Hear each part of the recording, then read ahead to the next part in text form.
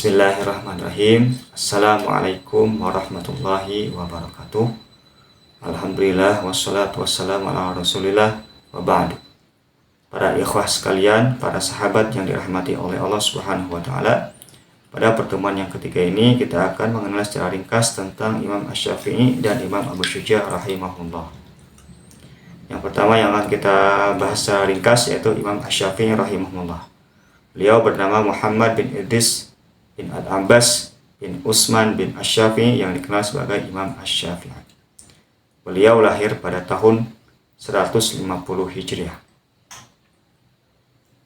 Pada tahun tersebut pula meninggal seorang imam madhab lainnya yaitu Imam Abu Hanifah.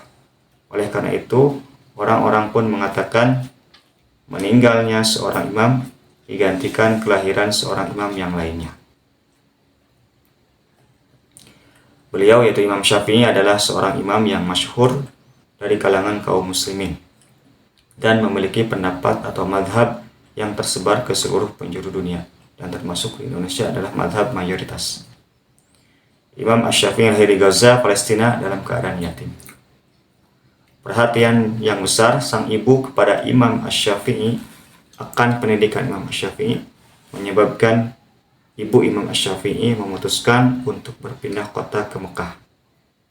Yang mana pada saat itu kota Mekah dipenuhi oleh para ulama di berbagai cabang ilmu. Imam Asy-Syafi'i pula mulai menuntut ilmu dengan menghafal Al-Quran.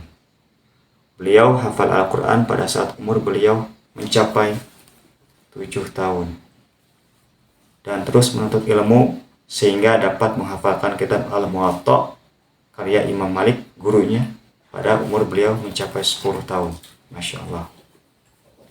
Dan terus menuntut ilmu sampai beliau diperbolehkan untuk berfatwa.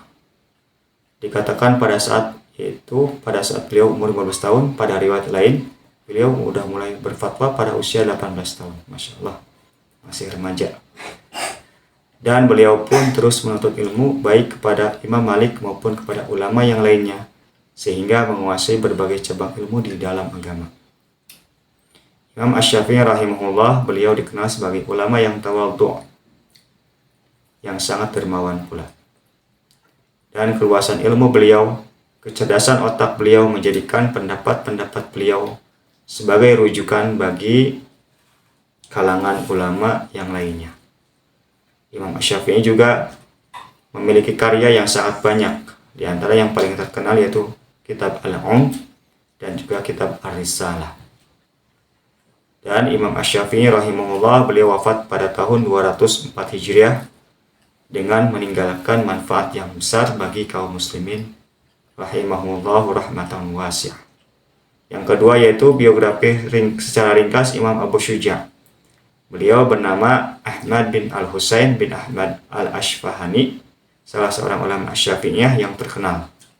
Dan beliau dikenal dengan panggilan Al-Qadi Abu Syuja'. Al-Qadi yaitu hakim. Beliau belajar fikih Asy-Syafi'i lebih dari 40 tahun di kota Bashrah. Masya Allah. Imam Abu Syuja' lahir pada tahun 434 Hijriah. Dan dikenal sebagai seorang ulama yang sangat dermawan, yang ahli ibadah, yang wara', yang soleh, yang memiliki ilmu yang luas dan sangat taat di dalam melaksanakan agama. Imam Abu Syuja' diriwayatkan bahwasanya beliau memiliki umur yang sangat panjang, yaitu mencapai 160 tahun, dan dengan kondisi yang sehat walafiat. Tatkala beliau ditanya tentang rahasia, maka beliau mengatakan, saya tidak pernah di waktu muda saya bermaksiat dengan Allah walaupun dengan satu anggota tubuh saya. Maka alhamdulillah Allah menjaganya di masa tua saya. Masya Allah, tabarakallah. Beliau menulis Matan Abu Syuja'. Matan Abu Syuja' ini karena permintaan orang-orang agar beliau meringkas atau membuat ringkasan tentang madhab Asy-Syafi'i yang mudah dipelajari dan mudah untuk dihafalkan. Dan Matan Abu Syuja' ini terus dipelajari sampai saat ini, menunjukkan matan tersebut memiliki kelebihan. Dan kita berharap keikhlasan dan dari sang penulis ini ini Dr. Mustafa Latif Al-Bogho, sehingga Allah Subhanahu wa taala menjadikan dia dikenal, menjadikan dia terus dipelajari oleh kaum muslimin. Dan juga pada pengarang matan aslinya yaitu Imam Abu Syuja. Imam Abu Syuja menjabat sebagai seorang qadi atau hakim, namun di akhir hayatnya beliau sengaja berpindah ke Madinah dalam rangka untuk membaktikan diri melayani Masjid Nabawi dengan membersihkannya, kemudian menggelar tikar dan melayani para jamaah sampai akhir hayat beliau. Masya Allah, tabarakallah. Demikianlah tentang kedua imam ini secara ringkas rahimahullahu ta'ala. Wa sallallahu ala nabiyyina Muhammadin wa ala alihi wa sahbihi wasallam. Wa akhiru da'wana anil hamdulillahi rabbil alamin. Wassalamualaikum warahmatullahi wabarakatuh.